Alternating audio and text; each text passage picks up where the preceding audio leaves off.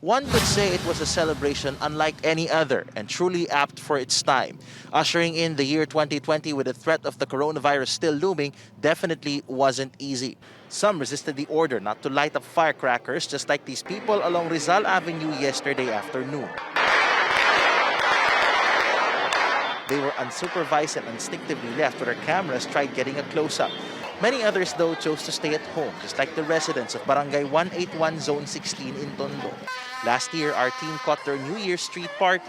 This year, New Year's Eve mostly felt like an ordinary day. There was not much loud music, no more children dancing at the covered court. After all, preventing the spread of COVID-19 is the very reason why the government wants health protocols such as these restrictions followed. Nami-miss ko yung sayawan sila dyan, sigawan. Ngayon wala. Naka-alert kami na duty ngayon para ma-monitoring po namin yung mga ngayon po, mga tao. Residents admit it wasn't easy to simply hunker down, given the closeness among people in their neighborhood. But for longtime residents like Zarina Sula, what's more important is the gift of family, which is why they held a simple yet meaningful New Year's Eve dinner to remind themselves that not even a pandemic can stop them from celebrating just making through 2020. Given na hindi kami pinabayaan ng Diyos sa kabila ng dami ng nagugutom, sa kabila ng dami ng nagkasakit, I am very grateful that my family is healthy. The faithful were not stopped too by the pandemic as the Manila Cathedral held the New Year's Eve Mass.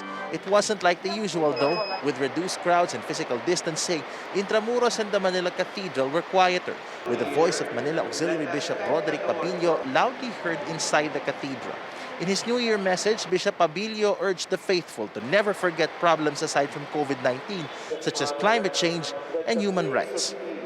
Mabigat na ang mga natural calamities at health problems at economic problems na dala nito. Mas lalo pang pinatindi ng mga pagsasamantala ng pamahalaan sa taong bayan. Sa halip na sisihin siya, magpasalamat tayo kasi hindi niya tayo pinabayaan. Many of our kababayans are hoping 2021 would be a better year. After all, holding back on tradition in the interest of safety was a hard thing to do. Nevertheless, they carry on with optimism and faith, two things which they believe would carry them onward 2021 after a year like no other. Paulo Barcelon, CNN Philippines.